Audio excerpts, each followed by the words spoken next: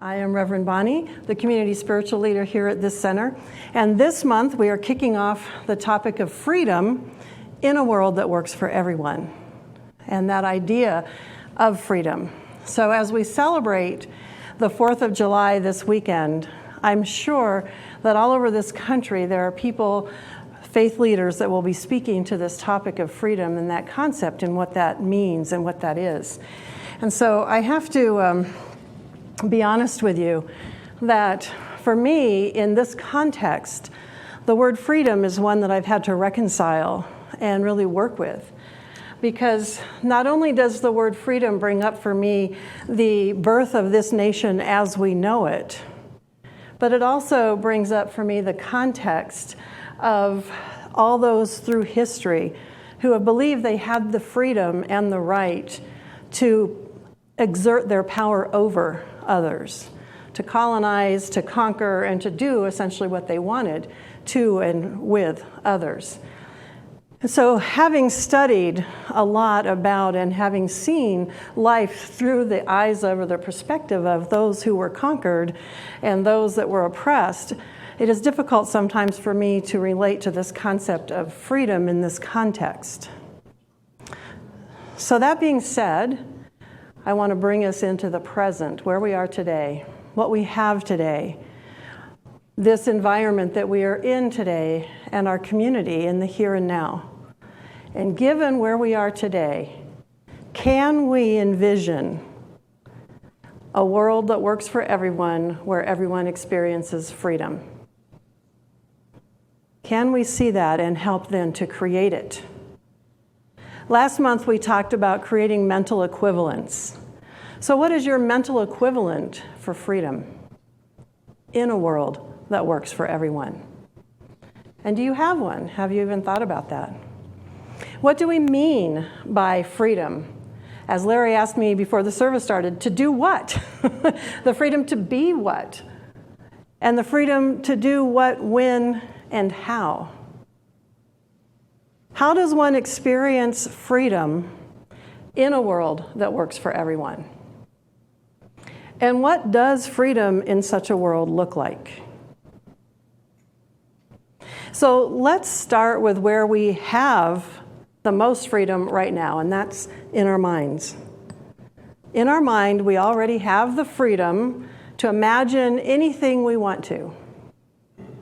In our minds, we can say anything to anyone and not have a real consequence at that point. We can create. We can argue with anyone and always win. We can rewrite our story of our past. We can rewrite the story of what we're experiencing right now, and we can create our future. It's in our mind that the change in our thinking takes place that then allows us to have a change in the experience of the things around us and our life around us. And it's also in our minds that we can conjure up and remember what happens when people feel like they don't have their freedom. What happens when people feel like they have to fight for it or defend it. I'm sure that all of us could list thousands of examples of that type of power over in the name of freedom that people have experienced all over the world in different ways. And so I think I'm free to say that that's not the kind of freedom that Ernest Holmes was talking about when he said freedom is our birthright. That's not the kind of freedom that's being talked about by New Thought teachers or other teachers around the world when we're talking about freedom as a birthright. So let's look at some of the things that Ernest Holmes did say about freedom. And just to put a plug in for the meditation, Teresa did a great job of reading different things that Ernest Holmes said about freedom this morning for us to meditate on and contemplate. So if you want to find out what those passages were, ask her, and you can do your own meditating on those ideas throughout the week. I'm going to be taking what Ernest Holmes had to say out of the Essential Ernest Holmes. This is a book that compiles a lot of things from times that he's spoken, talks that he gave, as well as books that he read. So this is a great compilation of his thinking throughout the years. And so in here is a speech that he gave called Spiritual Armament. And he gave this August 6th, 1950, in the early days of the Korean conflict. And this talk actually gave him an award from the Freedom Foundation.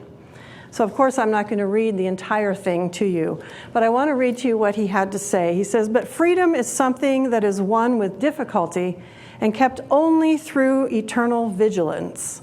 And what does freedom really mean? As it works out throughout the only instrument that can maintain its purpose, the instrument of government, other than the idea that all people are equal before God, that every person is an individual in his or her own right, and that each should have the privilege of self-expression, provided his or her desires do not infringe on the rights of others." So there's that idea that we have freedom as long as it doesn't infringe on the rights of others. And further on in this, there's several pages of this talk. He says, "And you and I should form the habit of taking definite time each day to pray for peace with justice. For there is no peace possible without justice. We should take time each day to pray, to know and to meditate on the thought, and to meditate affirmatively with complete acceptance. And we should pray for the peace of our own minds, that we do not become confused. But faith without works is dead. We should not only pray, we should act, each contributing the best he or she has to the common purpose, each willing to make a sacrifice necessary, not a sacrifice reluctantly made, but as one who offers all we have for two great purposes. One, in a certain sense, a selfish one, for we all desire self-preservation. But the other, in a greater sense, that there can be no individual self-preservation without the preservation of all." And so as I read that, I thought how interesting that as we talk about freedom, the idea or the concept of sacrifice comes up, that those two somehow have a connection. And he's talking about a sacrifice that we do, not reluctantly, but from realizing that as we make certain sacrifices, we actually enhance our freedom.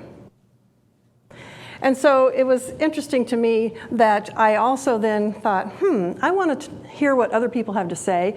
And this book on my shelf was actually written by my brother. And I had this feeling, well, look in there. Waves of Healing, Listening to the Voice of Your Soul. And my brother's name now, Siriatma Singh Khalsa, wrote this. And I opened to this. Happiness comes from the power to sacrifice. The first thing we must sacrifice is our ego. And I know Larry will have issue with how that word is used. So just take it in this context. Self-purification can be thought of as thinking only loving thoughts. I think of it as gaining control over fear and vengeance instead of them getting control over me. Further on, he says, what or who we are is not the main issue. Authenticity is. As our authenticity grows, we serve others simply by setting an example. No amount of freedom in a society frees us from ourselves.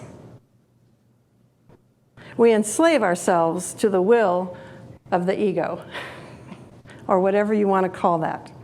Enlightenment is freedom from that enslavement.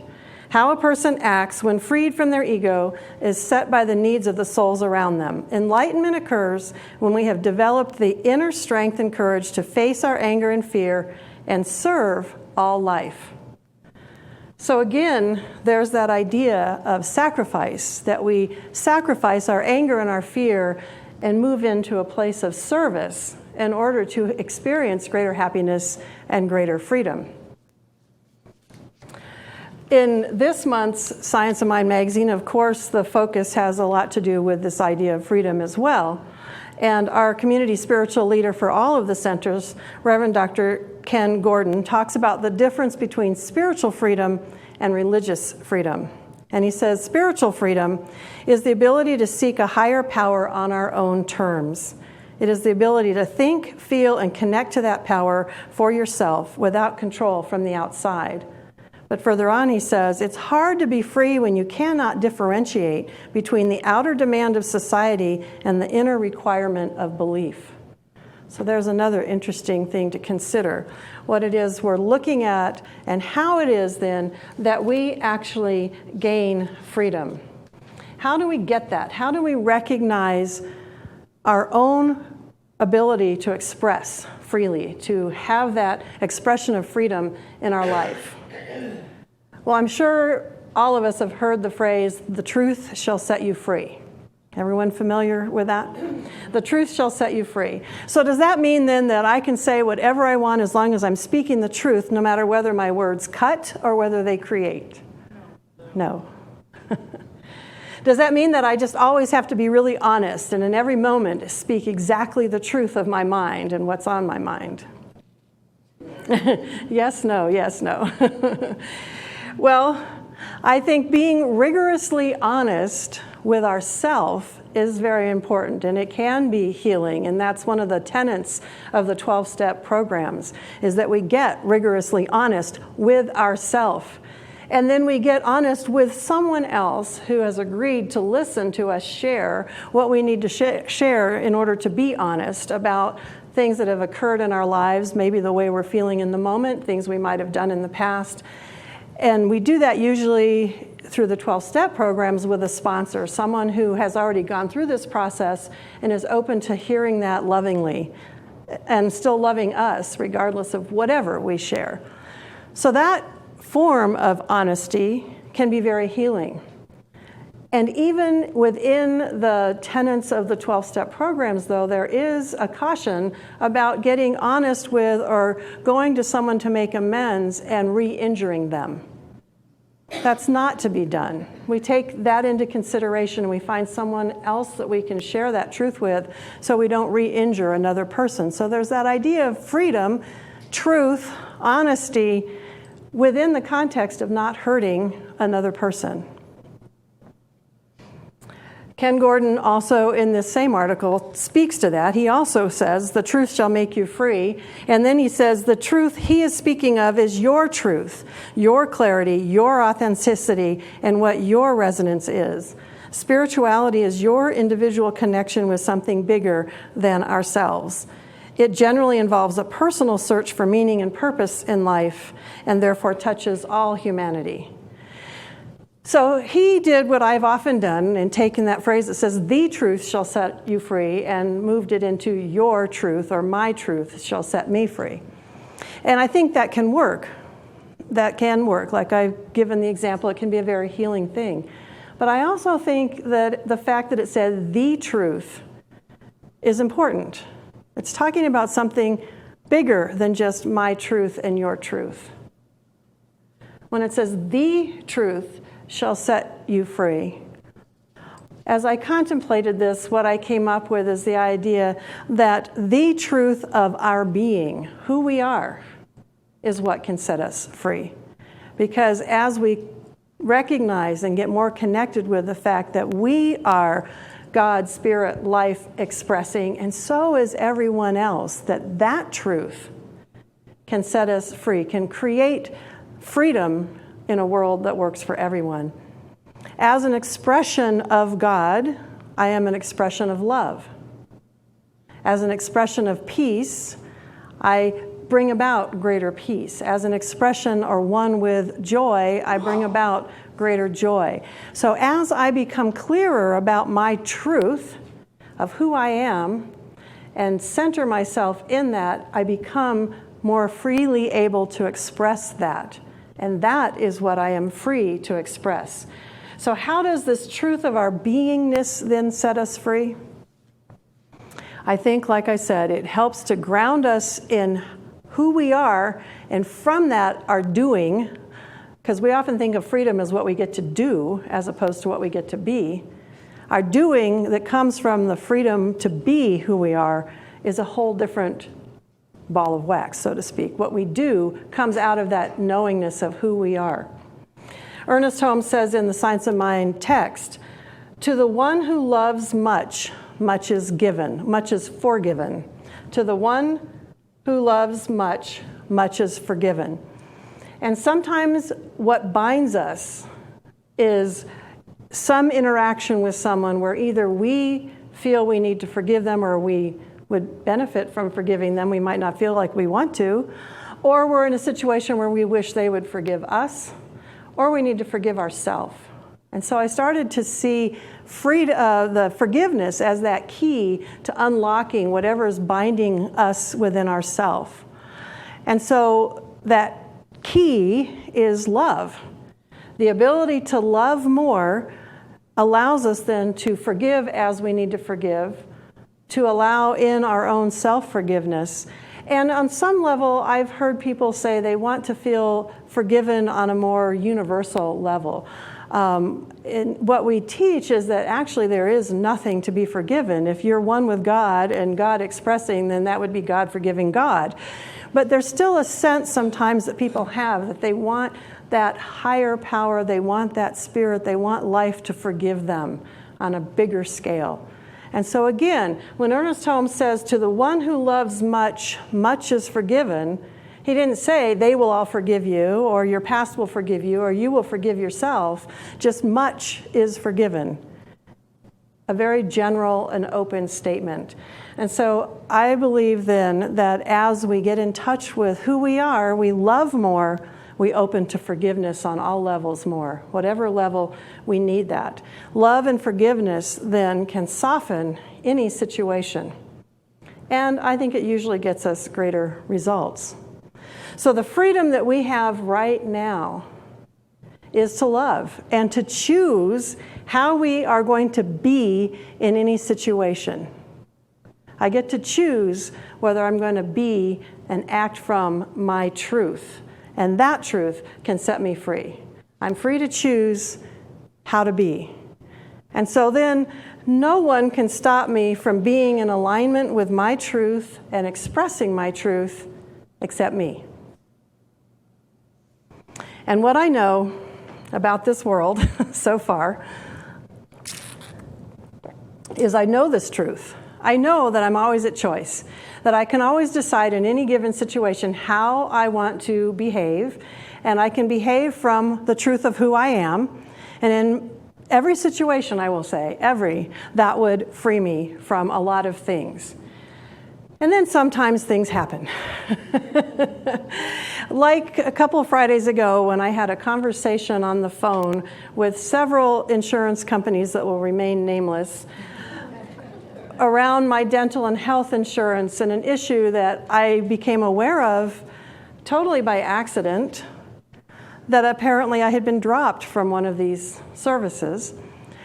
And so I spent 2 hours of my free time, first of all, 15 minutes literally trying to get a real person on the other end of the phone, another 45 minutes figuring out what happened, and then another hour to try and clear it up. And so during that experience, anger and frustration just started to mount within me. And in the back of my mind, back here, way back here, I kept saying to myself, be the light, be the light, be the light in every situation. And out here was, oh my goodness, if I could have seen that person face to face. And then back here, be the light, be the love in this situation. You're at choice, you're at choice. And I kept having this process go on within me. And so what gets us to that place? What gets us to that place of knowing, of saying to ourselves, be the light, you have a choice here. You can be loving. You can be this person's best experience of the day. Or you can just jump into your rage and your frustration. Well, I think what gets us there often is fear. Fear that somehow we're not going to get what's our due. And of course, the old "they done me wrong" song. And I'm not getting what's mine. I deserve that. I've been paying for this, and now all of that goes on. And then the idea that maybe our safety in some way is threatened. I feel like I'm either not having or being or getting enough of whatever it is I think I deserve. So I've moved into a place of experiencing the idea of lack, which is separation from our truth. That truth that we said could set us free. I knew, I was sitting there again in the back of my mind saying, the woman on the other end of this line did not personally do this to you. It's not her fault this took place. She's the one that unfortunately got my phone call. And I thought to myself, I'm sure that like me, she wants love and peace and joy in her life. So what an interesting job she has to take all these calls from people like me who are not happy when they're figuring out what's going on in their situation. And so I kept trying to tell myself that so I would calm myself down. And I kept saying, I am a choice to create a world that works for her and for me right now. Breathe. So I would calm down a bit, but I don't think I ever quite got to being really loving. I never got to where I sacrificed my anger and my frustration and moved into service. I was stuck on she's supposed to serve me. But in that situation, I could have served her. I could have been the best phone call she had all day or maybe all year. And instead, I managed to keep myself calm, but I never moved into that place of really being loving or being of service to her. And then I read in the affirmations or the daily reading from last month, this was one of the readings. What I came to realize much later is that peace doesn't come from inside or outside actions like diplomacy, summits, treaties, and the like. Peace comes one person at a time, each time a person finds the deep well of peace provided by Spirit within himself. The scientists at the Global Union of Scientists for Peace have come to the same conclusion. They put forth that stressed individuals create a stressed society that resorts to violence and force. The approach that will create peace, they say, is a consciousness-based one which includes meditation. The organization's president, quantum physicist John Hagelin, PhD, stated, if we want peace, we should enliven peace in the collective consciousness of society. Part of the solution, then, lies in each of us. It is our responsibility to awaken peace within ourselves, as we are all connected through the one mind. Every time we allow ourselves to become upset, we contribute to the consciousness of stress. Every time we find peace within ourselves, we bring the rest of humankind and all of creation closer to a state of peace. What an amazing opportunity. And so I thought about that in light of freedom.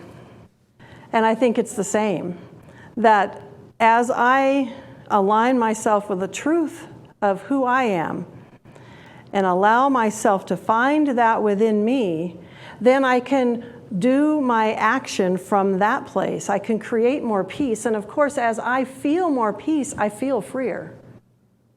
I feel like I'm experiencing my freedom. So here again is that idea of sacrifice, of being able to give up my holding on to that bone of how right I am and how much you've done me wrong, and allow myself to move into a place of peace, of love, so I can be of service, be that light in every situation. We free ourselves then by allowing ourselves to do that, to move into the place that who we are, the truth of who we are. And something else that taught me this that I also wanted to share with you. I think some of you have had experience with the Fear to Faith worksheet that we use. We use it sometimes in classes. We've used it in workshops. You can get it online free. If you just look up Fear to Faith worksheet, you'll have it and the instructions on how to use it.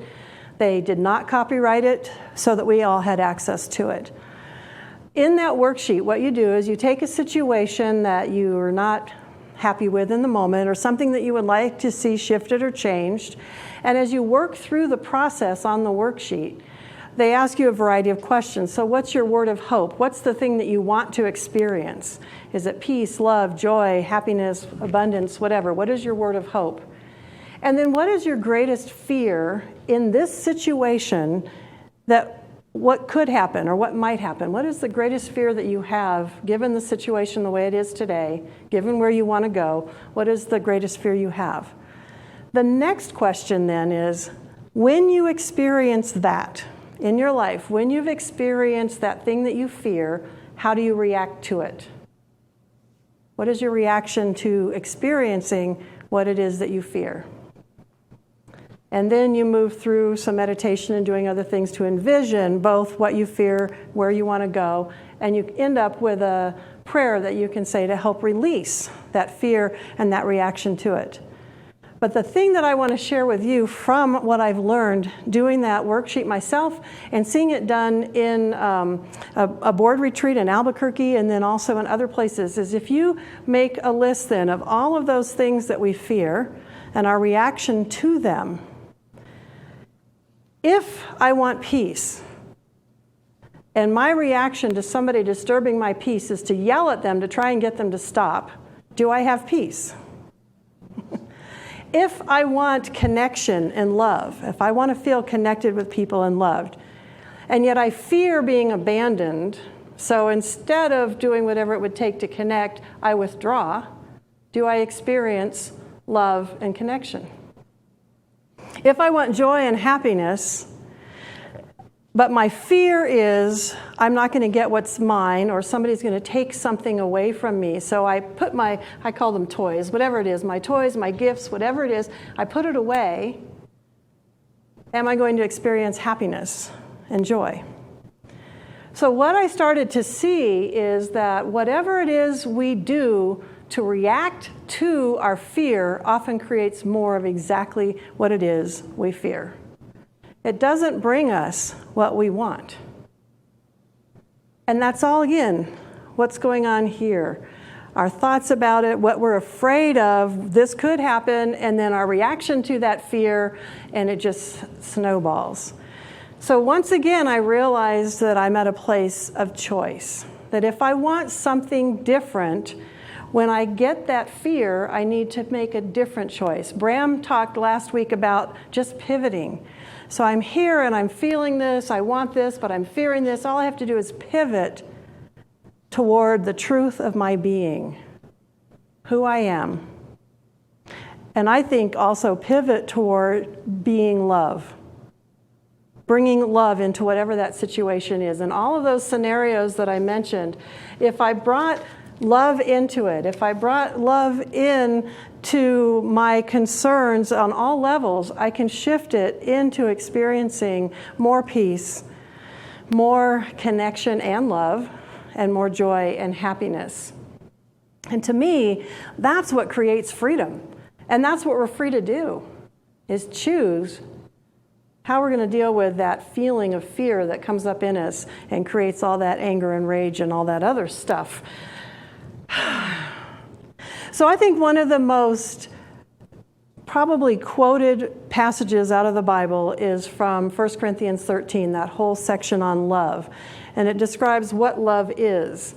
But before he starts talking about what love is, he says, this is Paul speaking to the Corinthians, "Though I speak with the tongues of men and of angels and have not love in my heart, I am become as sounding brass or a tinkling cymbal. And though I have the gift of prophecy and understand all mysteries and all knowledge, and though I have all faith so that I could remove mountains and have not love in my heart, I am nothing. And though I bestow all my goods to feed the poor, and though I give my body to be burned and have not love in my heart, I gain nothing." And so as I contemplated, how is it then, as Holmes said, we can have liberty but without license? How do we get there? How do we get to a freedom that really works in a world that works for everyone? I think freedom without love is nothing. And that freedom with love then becomes what it is that we want to experience. Freedom with us recognizing that we are that love expressing. And that's how we can bring about that world that works for everyone and that experiences freedom. Well, I already shared that I didn't quite get to that place of bringing love into that situation. I was able to calm myself down. I gave myself a few kudos for that. But I didn't move to a place of actually being loving. I didn't move to a place of being of service to this person. And so last month, as we studied mental equivalence, one of the things that Ernest Holmes said when he talked about mental equivalence, I think is also really important for us to remember. As we bring ourselves to a greater vision, we induce a greater concept and thereby demonstrate more in our experience. In this way, there is a continuous growth and unfoldment taking place. We do not expect to give a treatment today for prosperity and have $1 million tomorrow. So, we do not expect to envision a world that works for everyone today and expect it to show up tomorrow. We don't do a treatment to experience freedom from being the truth of who I am in every moment and expect me to be there every single time yet. But he says, but little by little, we can unfold our consciousness through the acquisition of greater and still greater mental equivalence until at last we shall be made free. And so, as we unfold this consciousness, this idea of how it is we can have freedom in a world that works for everyone, how it is that we can remain free to be the truth of who we are, thus freedom with love, I think freedom with love really is something, and so it is. So it is.